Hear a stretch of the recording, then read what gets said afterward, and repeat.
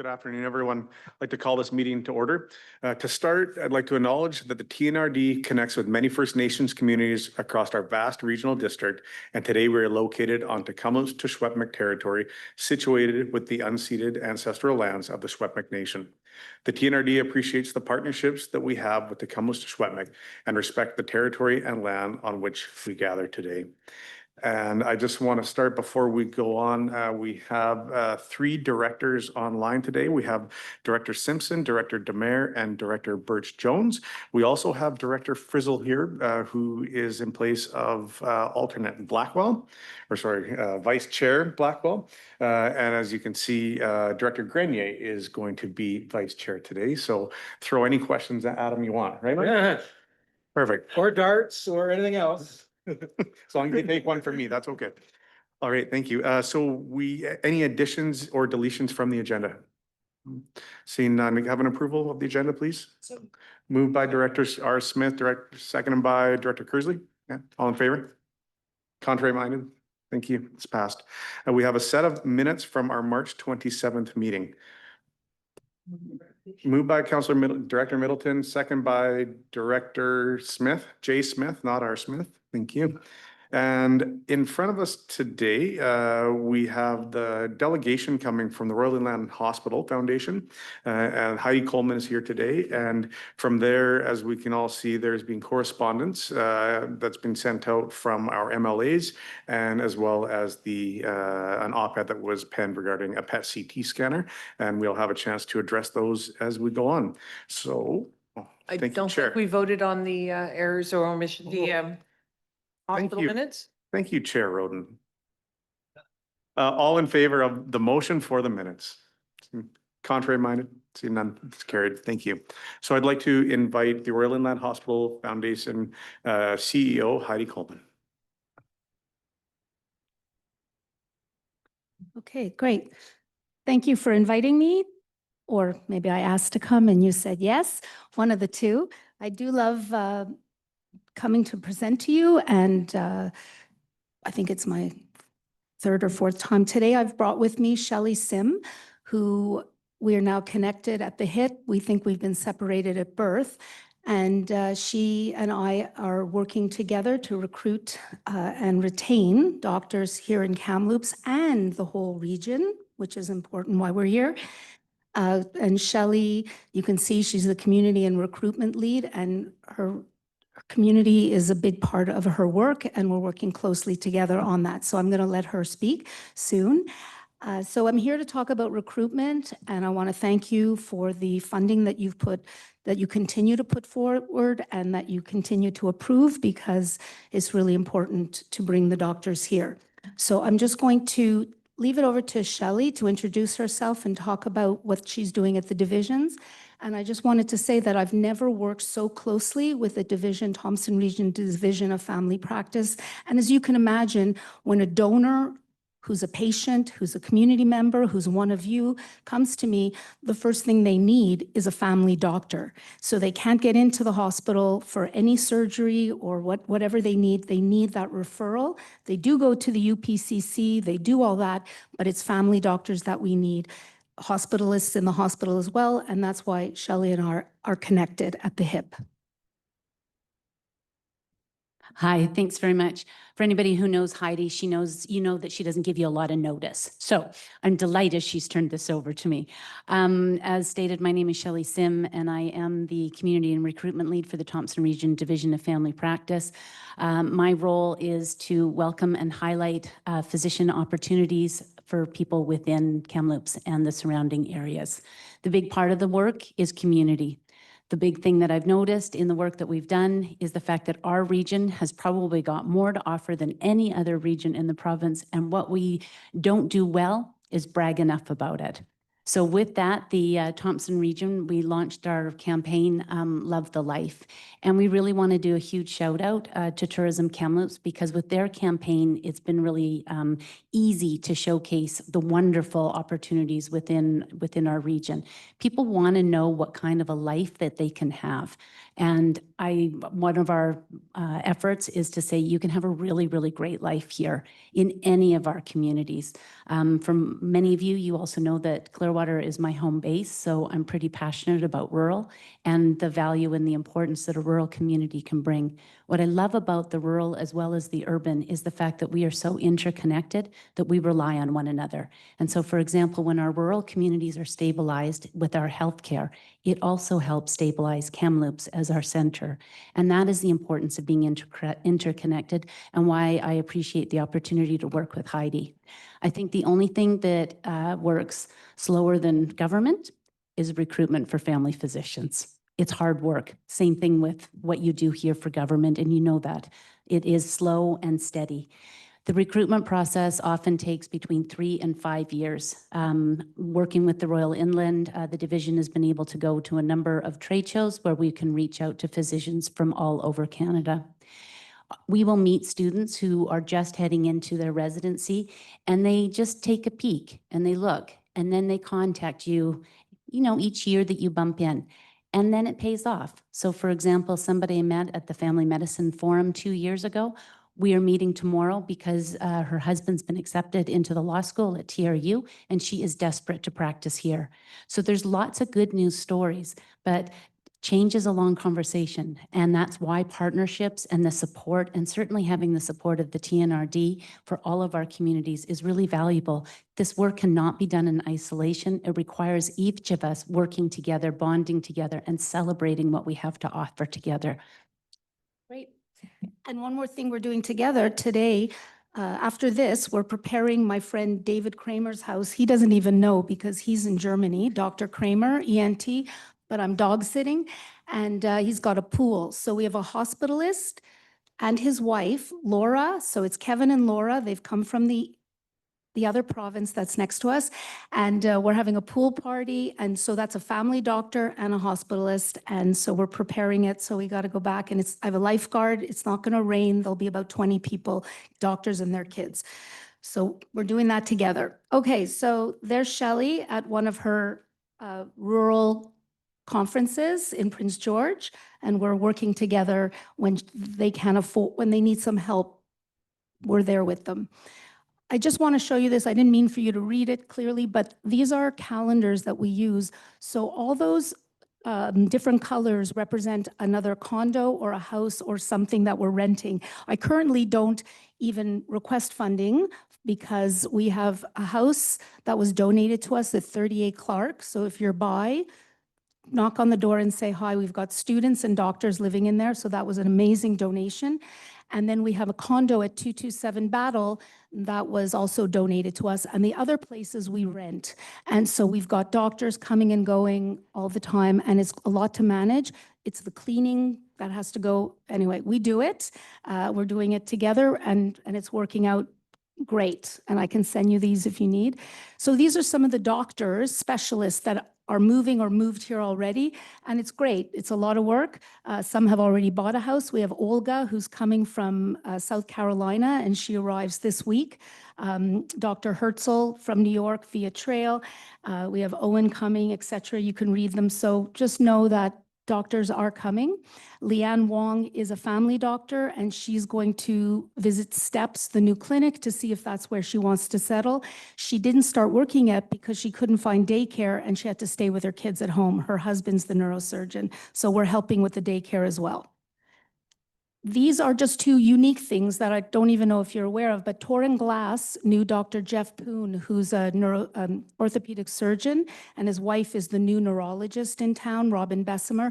And Torrin is a pediatric neurologist, very rare. He's not affiliated with Children's Hospital, and he has chosen, out of the goodness of his heart, to come here 4 times a year to see families who have like a 2-year waiting list when you have a child with a neurology problem. So we are paying for his accommodation and his travel and a little bit of the MOA service down in Vancouver because she is booking all the appointments. And I was in the new pediatric department, and the smiles on the family's face that they knew they were going to see a doctor very soon. So it's amazing. And Patrick Oxiano and Mario Francis Pragazam are coming like almost twice a month. They have about 600 patients. They're doing nerve blocks, tons of things in the hospital and down on Lansdowne. Interior Health didn't really understand how to fund their accommodation because they're working in the clinic. We just said, we'll fund their accommodation and their travel, no problem, because we need them here. Just want to show you the baskets and stuff that my staff enjoy. A lot of things we get, local products for free, or we go out. If there is a baby coming, we put in a baby gift. If there's a dog coming, there's a dog bone. We specialize them. We have a lot of fun. And I just want to say thank you. Those are these are the anesthesiologists on the left and the ER docs. They made it up to the roof to get a fun picture. And really it is together we care. And it's all of us. It's you, and it's the divisions, the hospital foundation, and all the community. I don't know if you know Western Roofing, Colin Rasmussen.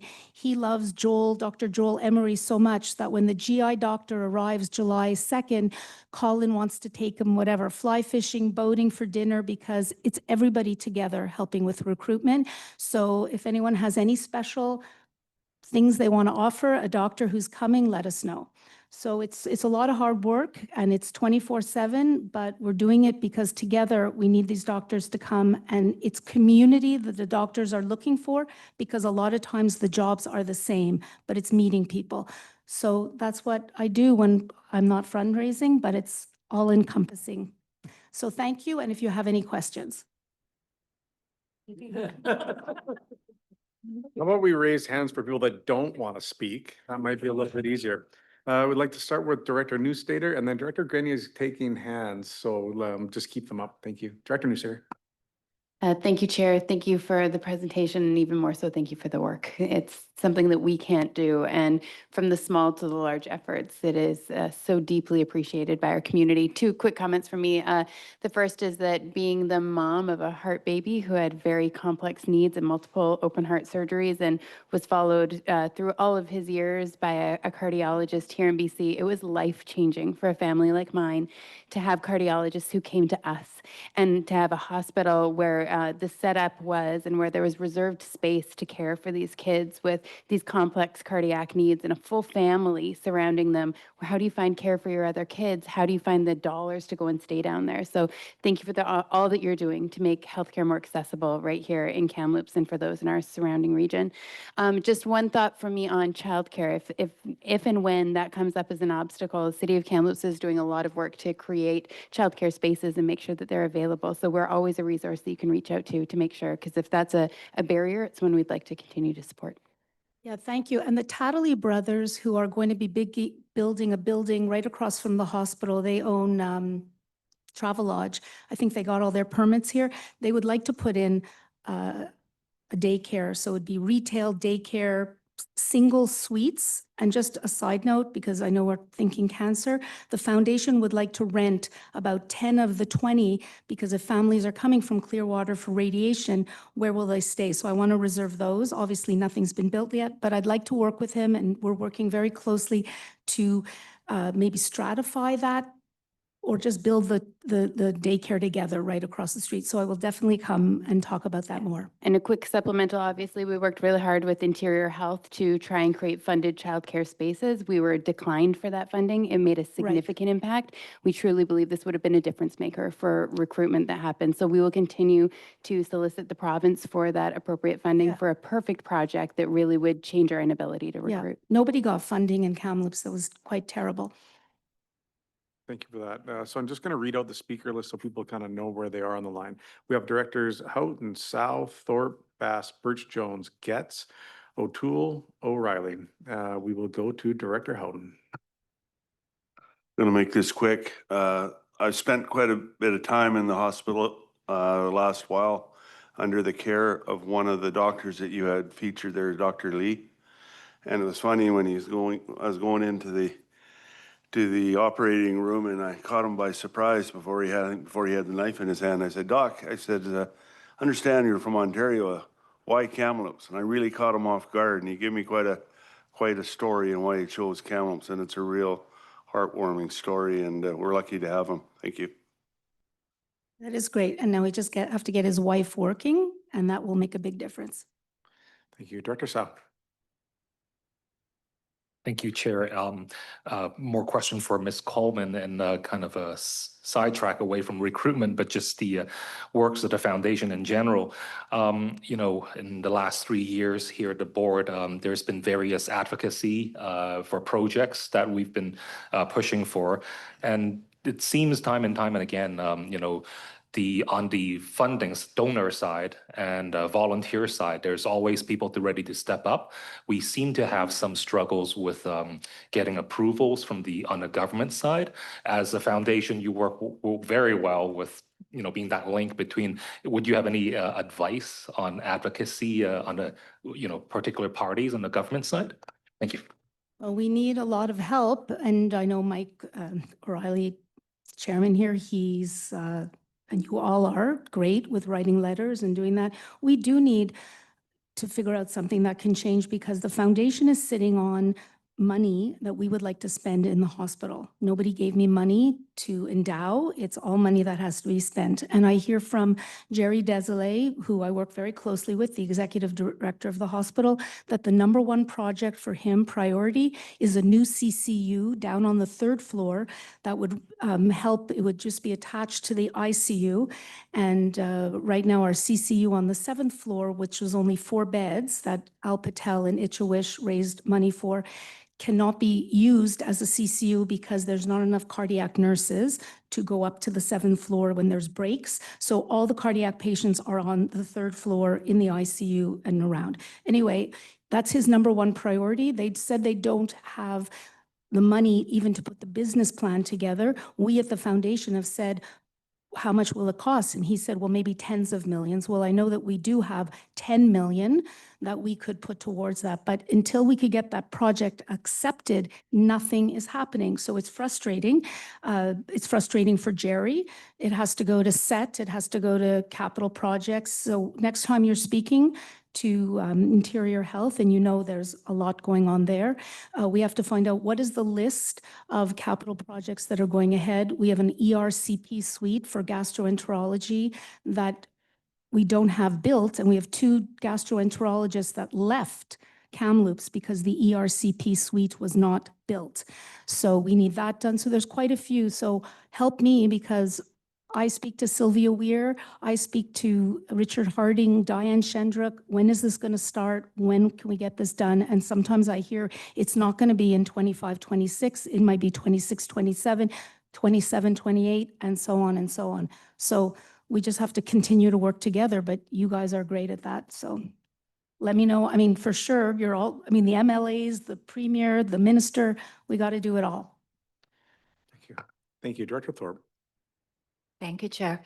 Actually, May 15th, the TNRD put forward a motion that was accepted to send a letter to the minister and to Interior Health about the heart cath lab, because I do understand there's funding there.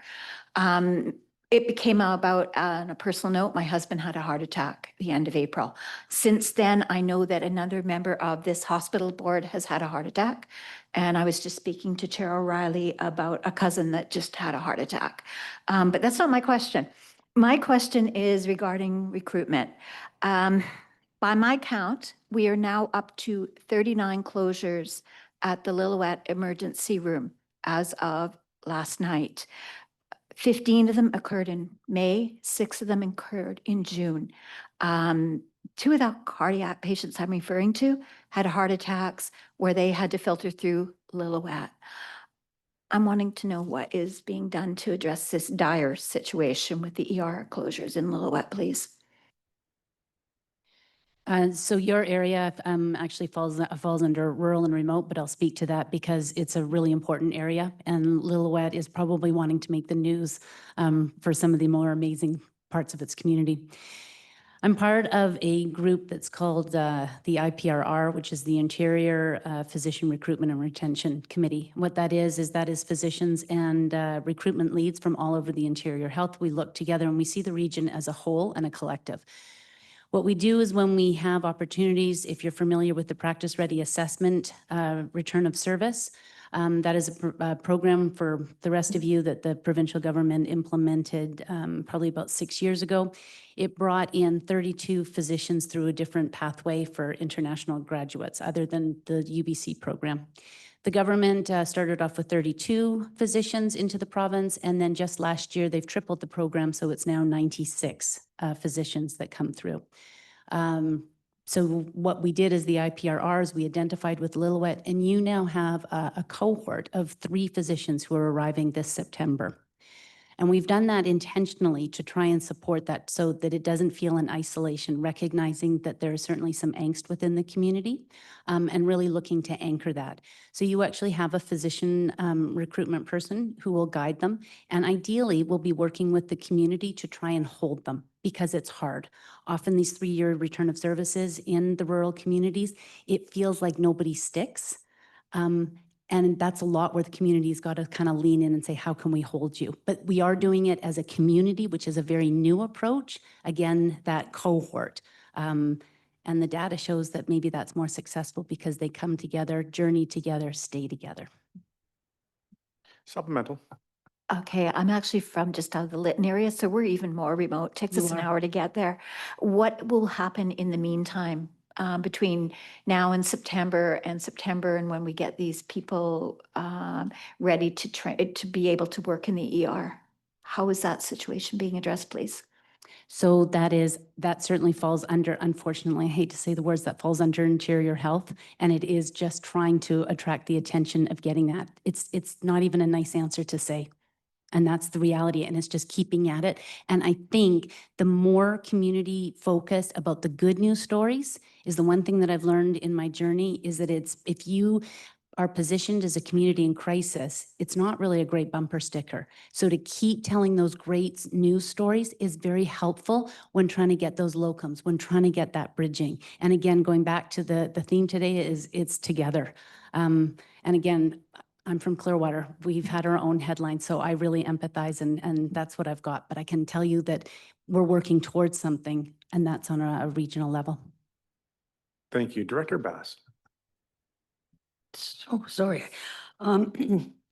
Ironically, I told Chair O'Reilly I wasn't going to say anything today, and I've got a page full of questions. First of all, I want to thank you for putting Dr. Mario's name up there. My husband sees him, and nobody knew what his last name was, so thank you. I guess this would go to you, Heidi. I'll probably also to Shelley. I noticed when you were talking about the doctors who have come, they're almost all specialists or hospitalists. And I know that the baby docs who are coming out don't just want to be doctors. So how hard is it to get just doctors to come and stay? So when I did my PowerPoint, which I used the AI creative, I was so proud of myself. And my team couldn't believe that I did that. They call me like great grandma sometimes. So I didn't get to work with Shelley on it, even though I knew she was coming. So I didn't talk about the UBC residents, except for that Dr. Laura that's coming with Kevin. But I'll let Shelley speak about when you say doctors, I know you mean GPs. So we might need a whole other meeting, and seeing your page, we probably need about 3-4 days or something on that. The recruitment of family physicians is a hard journey. It's really difficult. One of the approaches that the division has taken is to really hone in on making our residents who are trained here for 2 years to really make them feel part of community. And in the past year, what we've done is every single month, we are connecting them with social opportunities. We're integrating them with some business supports so that they have some extra support. It is getting the confidence and the courage to go into family practice. And that is a whole other conversation. It is, again, why the importance of going to all these different trade shows and reaching out and reaching across the border. We're also working really hard with the College of Physicians and Surgeons, recognizing that some of the interprovincial licensing problems, huge problem. You know, hopefully Mark Carney can set an example and we can cross that off the list. It's just a grind, and why does it have to be so hard? That's all I have to say. But we're working on it passionately, diligently, and every single I know day. you are. So But one thing she's not saying also, but she knows, is that all the UBC grads, the R2s, they are sticking around. They're going rural, which helps all of you. They're going to make more money going rurally, and they're going to pay back off their student loans. And then they're going to float back. They're either going to stay or they're going to come back down. So let's give them a year. But in the meantime, we've got new R1s that we're going to love to death. And the R2s that are R1s that are now R2s now, Shelley and I have been taking them out and showing them around, and they join the tennis club. They're doing so many things here in town. We have a good chance a lot of them will stay. So just my supplementary, and my colleague, Councillor Hall, isn't here, but my understanding is that most of these doctors coming out of doctor school don't want to run a business. I know I lost my doctor because he was tired of running a business. So it's concepts like Councillor Hall's following with the community health center. Is that the way of the future, where some other entity does all of the background stuff and just let doctors be doctors? I think that some people feel that way. But for example, I'll give you a story of two young physicians who did their residency here in Kamloops. They went down to the coast. They've been there for 2 or 3 years, and they are desperate to come back to Kamloops. So I met them last week. We're going to have a session with them when we're going to open it up, and we're basically calling it, so you want to open a clinic. They want to meet other people who want to become partners in a new clinic. So it's just constantly revisiting it. I will say that one part of the work that the division is doing is working with young physicians who want to learn the skills of what it is to be in business. It's not necessarily what they're taught, and so they're a little nervous about it, and so we have to supplement it. The great thing again about Kamloops is you've got so many talented people who want to lean in to help give those sessions about what it takes to do that. So I'm feeling very optimistic. Thank you for what you do. And just one other thing, because I'm vice president of STEPS, which is just another hat, when I see the doctor split there, which is 25/75, so the doctor bills MSP, that's just Orchards Walk, not the new one, because that's government funded. But even some of the doctors feel 25%, I have to give away 25%, they find that high. But you know what, we'll see, let them try and run their own business. So but maybe some can do it and they keep it all, who knows, but they have to pay electricity, rent, so they have to figure it out, but they don't get taught that at UBC. So, but we're working to really give them those skills. Thank you. Director Birch Jones online. Thanks, Chair O'Reilly. Morning. This is really good work, you guys, and you're making a difference. Thank you very much. I'm sort of sorry, but not surprised to hear that you're not getting the greatest cooperation from Interior Health. That's our experience in Lillooet as well, which is where I'm from. And Tricia asked one of my questions. I just want to emphasize that we've been receiving services from the Practice Ready Assessment, the PRA docs here. It's not going well. They're kind of a mixed blessing. They have very different skills and experience depending on where they're coming from, and they need professional support and supervision from doctors. And we haven't really had good experience on that front in Lillooet. So just a comment. I'm glad about all the success you're having in Kamloops, just because that seems to be our go-to place now, as Lillooet Hospital seems to be closed more than it's open these days. Those are my comments. Thank you. Thank you for that. And Shelley, you have a reply? I will just respond to that, because I really do want to highlight some of the good work for Interior Health, because sometimes they're in a tough room. And I will say that the fact that there are 3 PRAs coming to Lillooet was a lot to do with the recruitment team from Interior Health. There are certainly challenges, but there are great people who are really holding that community tight. If you wanted to consider other avenues of advocacy, I would look at the fact that these 96 physicians that are coming in through the PRA program, and yet why is the government not looking to all of our Canadian graduates who are waiting to come home? And it is a real quandary, because there's maybe some different affiliations with smaller rural communities. That is a struggle that the IPRR is taking on and asking, why is it so hard to bring our kids home? That's excellent. And if I could just say one more thing, just that Mayor Hopeful has been doing a very, very good job on this front and trying to lobby for quality care in our community. And so hopefully your organizations are working with her to help, the main goal being to support physicians that do come here. Thank you. Thank you. Director Getz. Thank you. So, no secret, we've had our issues in merit on recruitment and everything else. One of the things that has saved us, and I guess the question that I have for you is the First Nations involvement with Schwacom Health, bringing in 4 doctors, now a nurse practitioner and nurses. How are you and IHA working with basically a private or semi-private group bringing these doctors in? And when we do bring some of these doctors in, they have to be backed by a college in order to finish correctly, and they can only see a graduated amount of patients. I do believe the number is 1,500 when you're fully subscribed, but these guys can only see between 600 and 700 on a graduated situation.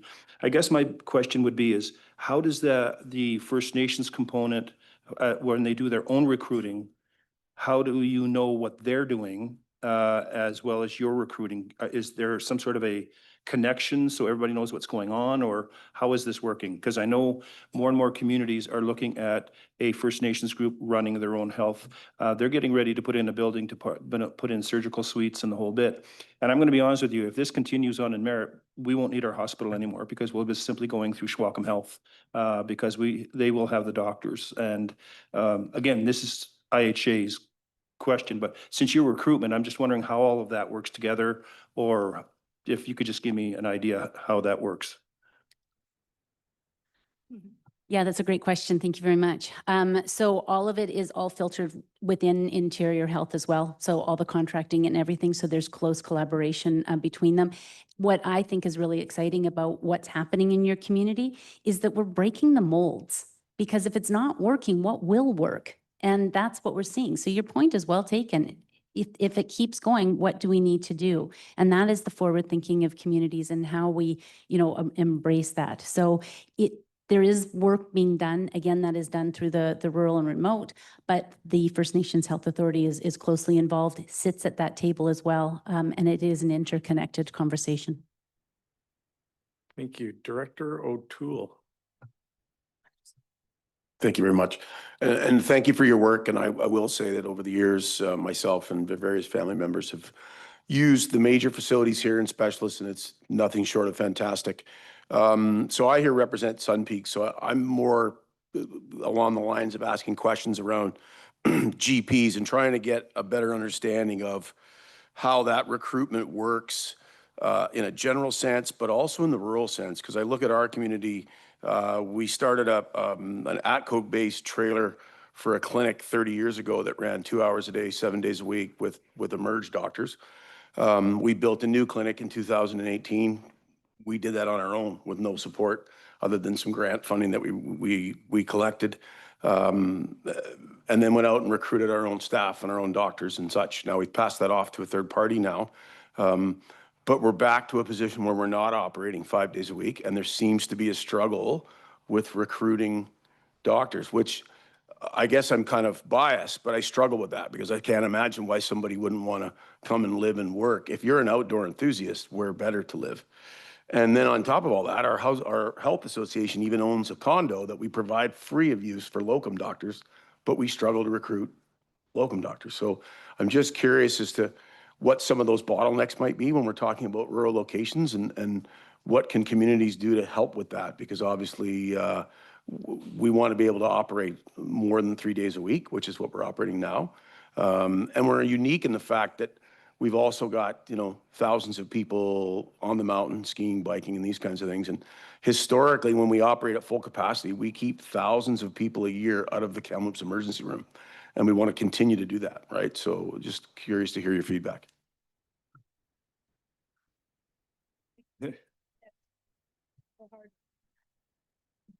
Again, I'm going to go back to needing 3 days, lots of pages of conversations about it.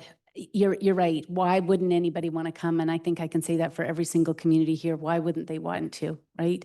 It's a big deal.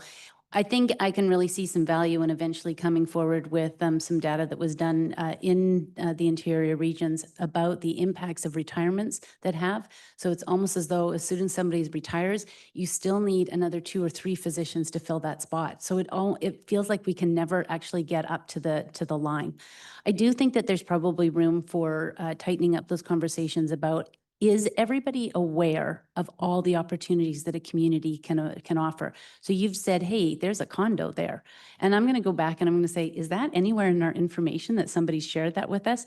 So we are getting into doing more of the community health tables, which fell off after COVID, but it is getting back into communities and making sure that we continue to strengthen the connections about what are community assets and how do we make sure that they're highlighted.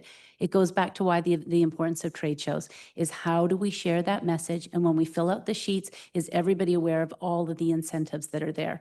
Lastly on that, and Sun Peaks is somebody who can go through the rural locum program, so there are some incentives.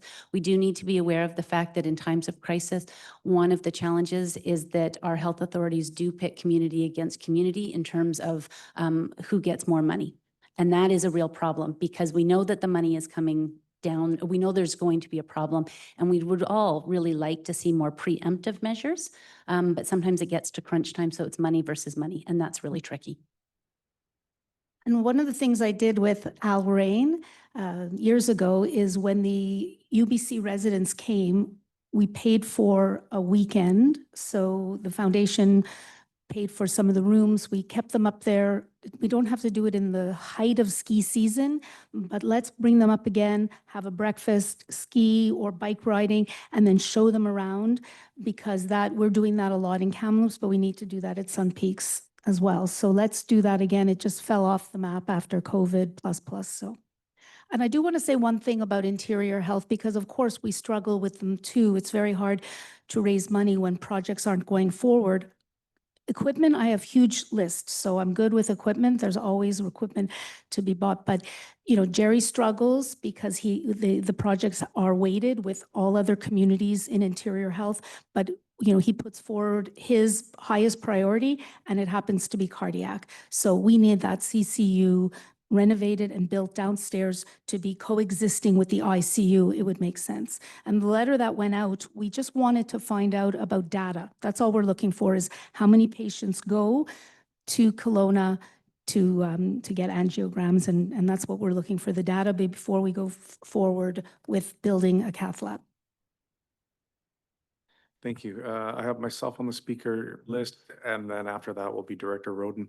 Yeah, thank you so much for the presentation. And I think over the last year, this board has heard a lot of different ways of attracting, but also physicians that either they want to operate their own, they want to not, they want to try.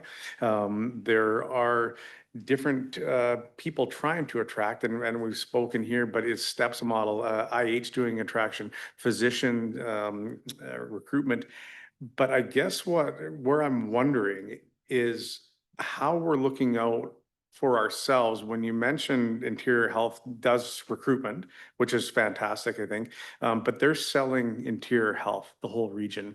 And when we're hearing about this exodus of doctors coming from the United States as an example, and I imagine IH may be at some of these trade shows, but they're not selling our area. And so I guess how do we put ourselves first on that list outside of telling interior health that we want to be number one? Well, I can suggest every health authority wants that, or every RHD wants that. And so I'm wondering how we can do that, and if it would make a difference to the specialists that we have coming into town. I agree totally. So our golf tournament, which was in May, raised $139,000 for recruitment and retention. So I would like to take some of that money and hire someone, if you have anyone good, I'm looking, just on a contract to be the Kamloops recruiter. So Rami Olthus, who runs recruitment at IH. She's not the top person, but she connected me with a guy that she just hired out of Vancouver. His name is Zach, and he's doing cold calls. Anyone who came to a booth, he's calling. And I said to him, Zach, you're doing that for all of IH, but I would like you to have in your back pocket that if you see someone that you think wants to come to Kamloops, I'm giving you permission to offer them a fly fishing weekend, a house at Sun Peaks. Just have that so you can offer that, anything, and we will pay for it at the foundation through this funding that we got. And he was very happy because he didn't know that. But in addition to him, I would like to hire someone for a contract to put together all the packages that we need to find that fly fishing place, because I just, said that, and to find out which doctor will lend us their house or community member will lend us that house. So I'm working with the radiologists who are really struggling to recruit, well, so many others. But when I hire this person, they will be the go-to person, work with Tourism Kamloops, the city, and put out and ask. So I'm going to do that, Mike, because I'm just going to use that money. I can hire them with a pension and everything, with benefits, but on a contract. Thank you. Supplement. Oh, sorry. Go ahead, Shelley. So to maybe help it, and we've heard about the vast investment that the provincial government has put into recruiting across border. One of the things that we're trying to get the answer to is that's great, you've done this incredible promotion, but have you also invested into Health Match? Have you expanded those people who are actually answering the phones? That would be a really good question if anybody here wanted to ask that, because it's no good if you've still got a narrow funnel, but you've got a big wide vat of inquiries coming in. So the way it works is that generally the inquiries, and if anybody is looking for family physician, it goes to Health Match. Health Match then reaches out to the health authority. That's why the division has got a really good relationship with the health authority, because then they contact me, I work with Heidi, and vice versa. One of the most important things, which is really why we're here today, is about the funding that the TNRD affords. Once we get that on the ground, it is how we make the impression. And that is in gratitude to what you do. But it is a whole chain that goes through. So that's why I do highlight, the importance of who's answering the phone, how do we get those people, and then what we do on a local level to make sure that when anybody says, oh, Kamloops, what does that look like? Oh, Lillooet, what does that look like? What are they Googling and what comes up on the top 3 lines? Thank you. Supplemental my own question. It'll be short, I promise. I'm telling the chair that right now. Are there other RHDs, NIH, or municipalities, and I don't want names, it doesn't matter. Are they doing their own recruitment, going to other trade shows specifically for their area? So I don't know if you heard the news, it was down in the Kootenai boundary where they had a relationship between the municipalities and also the regional district that actually had their own recruitment service. That's where it gets hard, because there's two philosophies out there. Recruitment should be the health authority. That's what our taxes go for. There's another thought that said, yeah, but it's not working. So how do we look after our own? Yes, it is existing. And I think that there could be probably more of it. And we're always aware of what's in our lane, what's not in our lane, and when don't we care. Thank you. Director Roden. Thank you. A couple of things. One is, I really don't want us to go back to the cage match situation of 2012, where communities were pitted against each other.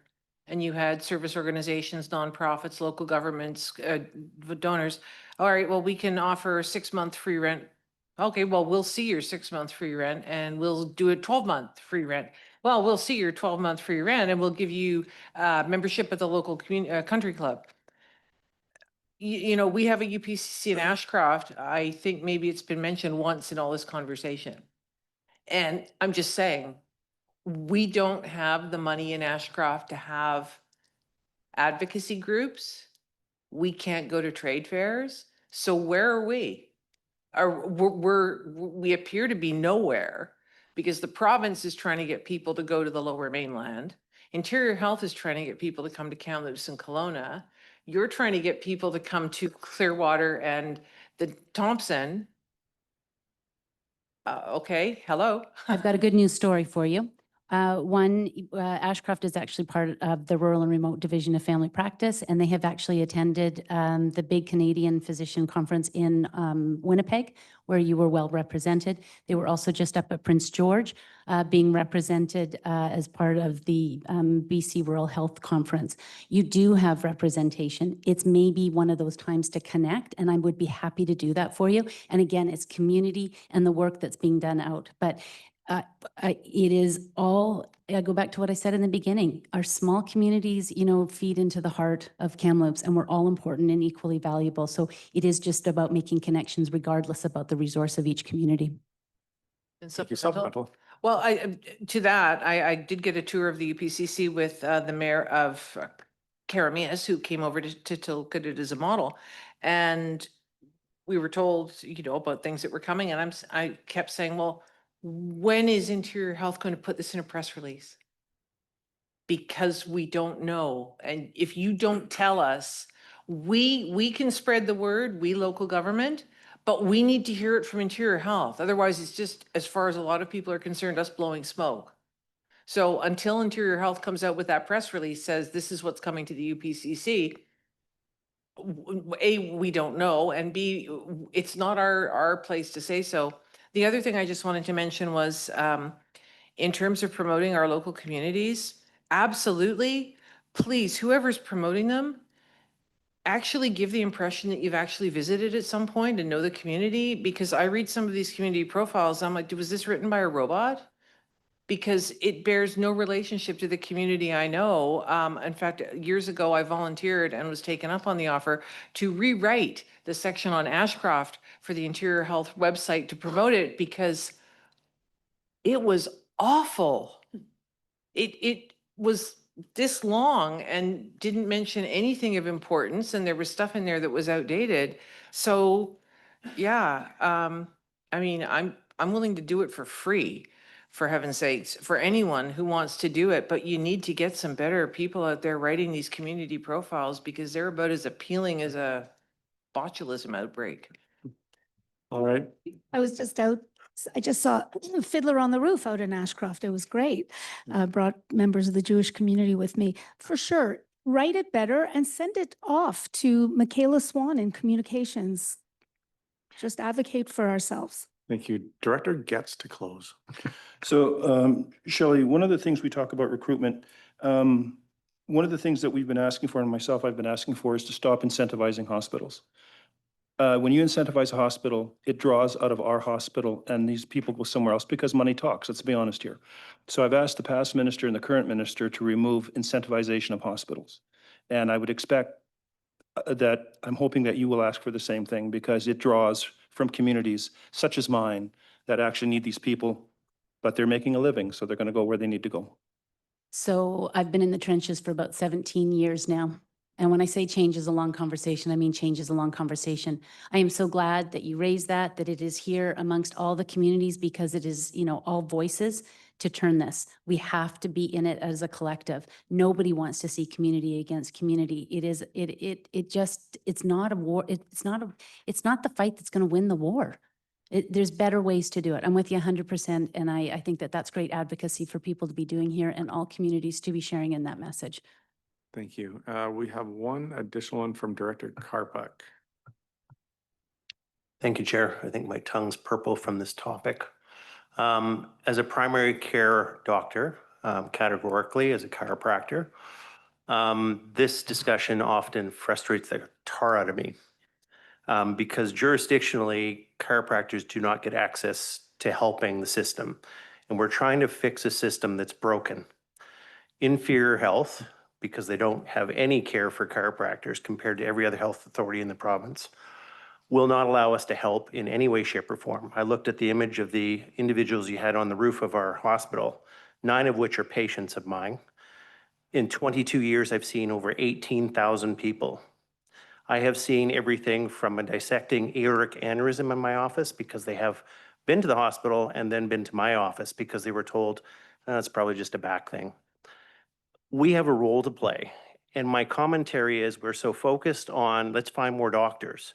rather than looking at the solution, the evidence backs for so many other jurisdictions around the world where allocation of the right patient to the right person in healthcare is a better practice. And I think we need to rethink some of what we're doing here. And I really need to have a conversation with a classmate of mine who's now the Minister of Health about going back to looking at what is really effective, why is it being done elsewhere, and how can we do it? Chiropractors work in many other jurisdictions within this country effectively. I can tell somebody if they have numb legs because it's their back, if I had access to the same diagnostic equipment that my peers do. On average, a chiropractor coming out of school, just as an FYI, has 7 times more knowledge on the physical body than our family practice colleagues. Yet we have no ability. I see so many from our table around here at the TNRD and the TNR hospital district here that come from all over who have no doctors in Lillooet, Lytton, all the way up to North Thompson, throughout patients that come down from McBride. And they go, I don't have a family doctor, but you're my access point. And yet we don't get the recognition. So when I question why are we so focused on family doctors and all the specialists, there are others out there that could help and we're not even giving them an opportunity. So I've had my little rant. Good luck with it and thank you for all that you do. I don't think there was a question there for the presenters, but certainly, I want to say one thing that I saw, I think last year or the year before, IH started hiring kinesiologists on salary in the hospital. So I don't know if chiros are next, but that took a long time. So maybe that's hope. I'm not sure. I think the other thing that, and I'll speak to the Thompson region, and on that first slide, they did show the communities that are under my umbrella. And you will be hearing more conversations about primary care networks and expanding allied health and widening those types of conversations. So I'm sure that they would be very interested in your thoughts there. Well, just a supplemental, the Courtney Comox Urgent Care Center head chiropractors from the start, thanks to Dr. Paul Bishop, happens to be a chiropractor and a physician at UBC as well. And then at Vancouver General, chiropractors have been in ER for a very long time, helping with triaging those with physical needs. Thanks. thank you for that. Thank you for the presentation, Shelley and Heidi. Greatly appreciated and really just informing the board and educating us for the attraction of doctors in our area. Okay, I hope you feel that the funding is very appreciated, and thank you for voting to continue to have it. And we're all like in this together, and you're our partner. And I love working with the division, so it's great. And we are making change. It's just too slow. We're trying to make it faster. So thank you. Thank you. All right, moving on, we have 6.1, the Financial Information Act disclosure. There is a recommendation in front of us. Moved by Director Ranta, second by Director O'Toole. Discussion on the report. Seeing none, all in favor? Contrary minded? Seeing none, thank you. And we will move into 6.2. And this is a minor policy revisions. They've been presented to us in a draft form, and there is a recommendation in front of us. Moved by Director Grenier, second by Director Karpuk. At discussion, all in favor? Contrary minded? Seeing none, thank you. Okay, we will move into 7.1, and there is 2 pieces of correspondence. One that is on the digital agenda in front of us, or the people that are using the agenda in front of us digitally. And that's coming from our local MLAs advocating regarding a cancer center redesign. And then furthermore, passed out in paper form, and I believe the people online also received the opinion piece that was penned by myself earlier this week. And that was in a direct response to the announcement that was widely applauded across the province of the new PET CT scanners that were put in, specifically the cities of Nanaimo. Surrey will be getting 2, Burnaby will be getting a new one, and UBC will be getting a replacement of their old one. And I don't think it was lost on anybody around this table or our area that Kamloops was left off that list. We are the only area that's having a renovation or a new build of a cancer center that will not be receiving a PET CT. And we have been very vocal advocating and asking for this. And so it was very much a surprise and disappointment.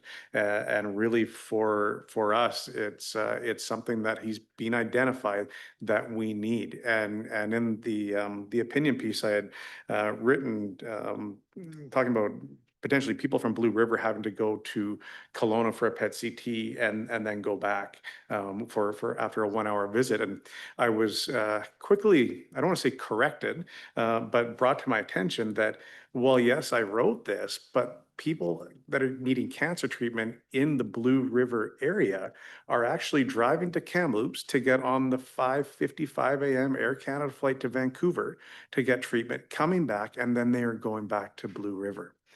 And again, that it speaks volumes to what our residents are having to do.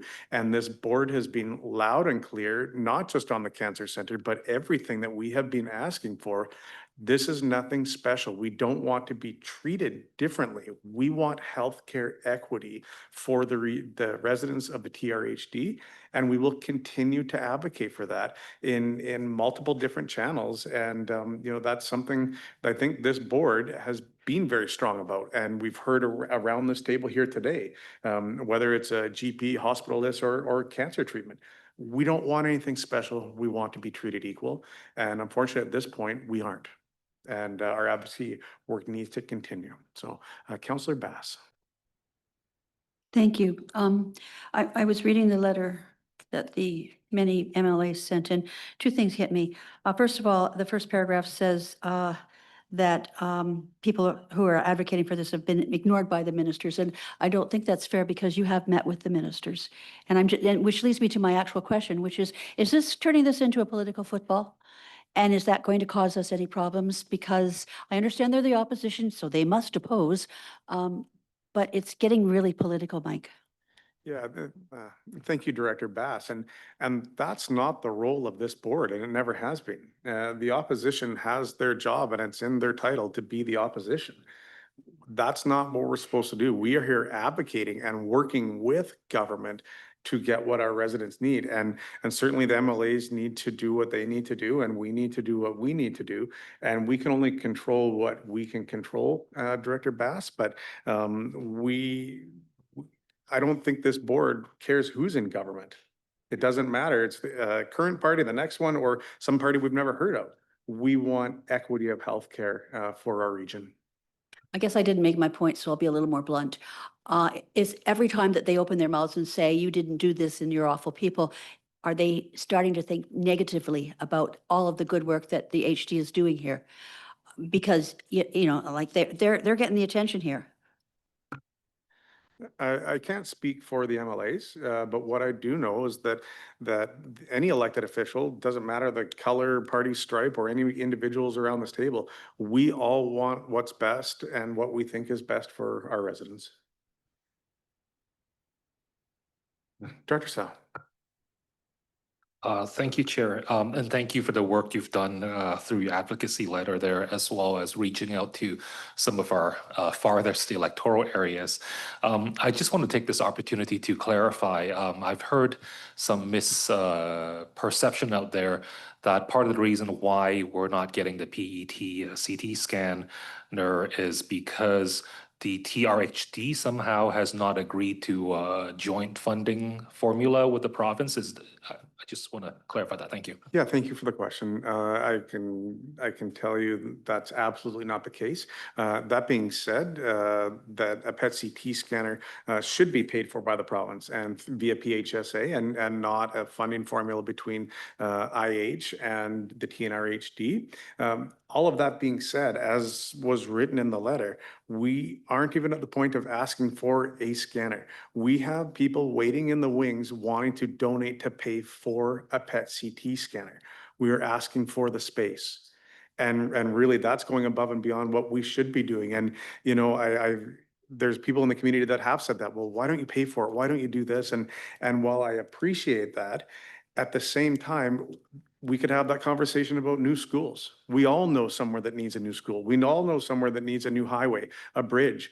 That's not where your municipal and EA tax dollars are supposed to be going. And so again, this isn't asking for the equipment. This is asking for the space to put the equipment that we know we can have raised through our community. Director Grenier. Well, thank you, Chair. And that was actually where I was going is, would it be useful if this board said, we would like to see an additional floor built into a hospital that we're funding a percentage of for the future item that we're looking for? Would that be a constructive, non-MLA thing? It would be this board saying, we want that extra floor for that piece of equipment as part of this consideration. Would that be useful? Thank you. I think that ties very closely to what the letter was written from the MLAs and that we did support as well. This is another avenue of having a massive delay to this project of saying, hey, the building's happening. If you're not going to do a complete rebuild of this and give everything a full cancer center should have, we should at the very least have the area for a PET CT.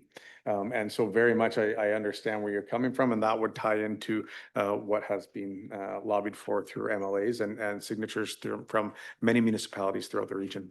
Well, supplemental to that, do you think it would be useful at this meeting, at this time, to have that motion? I think from what we have signed on the letter and the municipalities around have supported very similar thing. I don't know if we need to do that at this point, but always take the will of the board.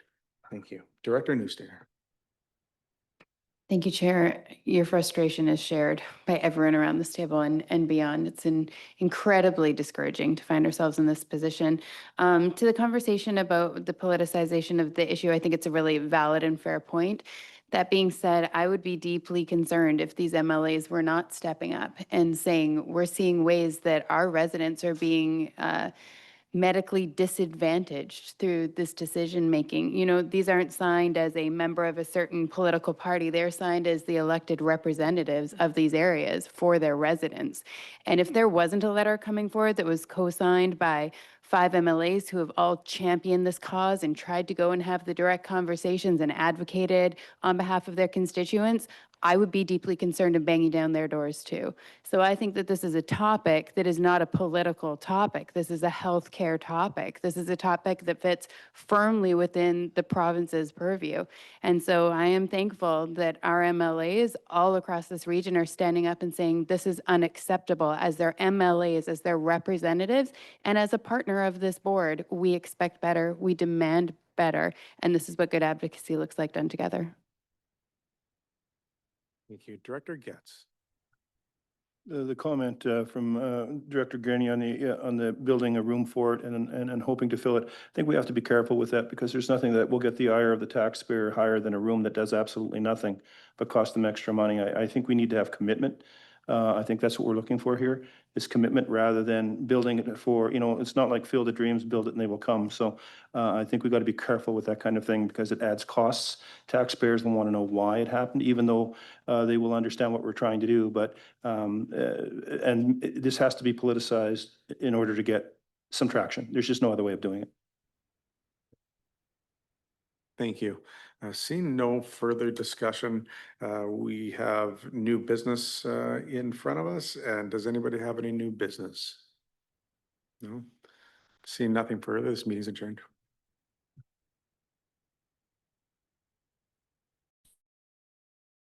We're going to closed. Thank you.